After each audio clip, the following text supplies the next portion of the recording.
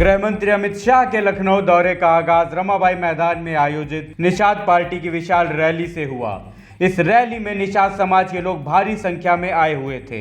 Rally के दौरान निषाद समाज के लिए आरक्षण की घोषणा भी होने वाली थी, लेकिन ऐसा कोई ऐलान न होने के कारण निषाद समाज के लोगों में नाराजगी दिखाई दी।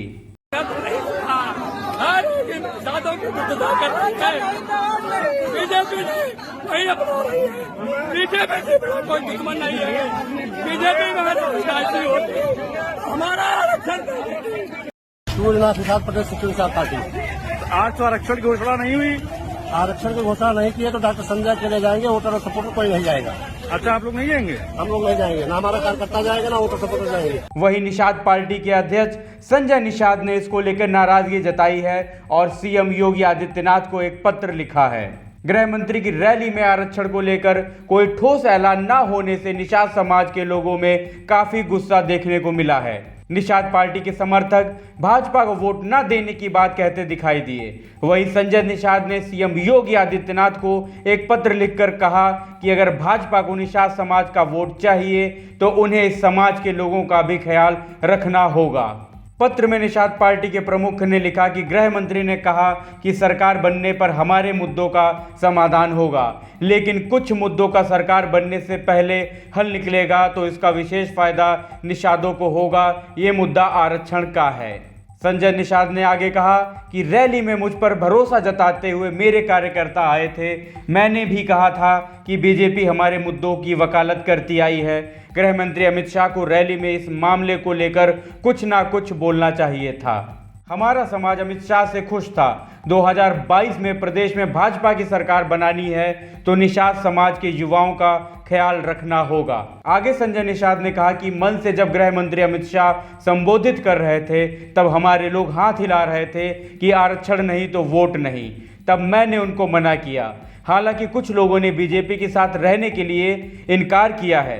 उन्होंने कहा 160 सीटों पर निषाद समाज के लोग जगे हुए हैं, लेकिन हमारा प्रभाव 400 सीटों पर है।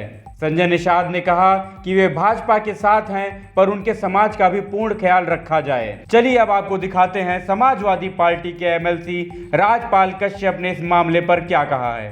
सरकार निषाद विरोधी है और जिस तरीके से महाराजा निषाद राज और महर्षि कश्यप के नाम पे उत्तर प्रदेश में 5 अप्रैल को माननीय अखिलेश यादव जी ने छुट्टी की घोषणा की थी।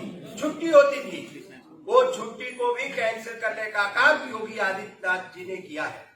और साथ ही साथ में मछुआ आवास मिलता था जो निषाद बिरादरी को, वो 3,05,000 रुपए के हिसाब से माननीय अखिलेश यादव जी ने किया था। योगी आदित्यनाथ जी ने उसको घटा के 1,20,000 कर दिया। साथ ही साथ में ये वीरांगना फूलन देवी जो भारत की पार्लियामेंट में माननीय मुलायम सिंह यादव जी ने भेजने का काम किया था। बीजेपी के प्रवक्ता लगातार अभद्र टिप्पणी कर रहे हैं।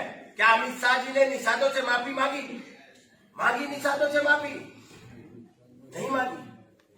और ये जो 17 जातियों का मामला है ये लगातार हम सदन में उठा रहे हैं और लगातार विधान परिषद विधानसभा में उठा रहे हैं। क्या 17 जातियों का आरक्षण लागू किया? क्योंकि केंद्र में सरकार है, स्टेट में भी सरकार है।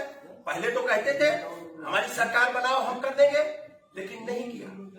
तो कश्यप, निषाद, बिन, धीवर, मल्ला, प्रजापति, राजभर ये सब माननीय अखिलेश यादव जी के साथ खड़े हो गए हैं और माननीय अखिलेश यादव जी की पूर्ण प्रचंड बहुमत की सरकार बनाने का काम करेंगे और बीजेपी की जमानतें जब्त कराने का काम करेंगे।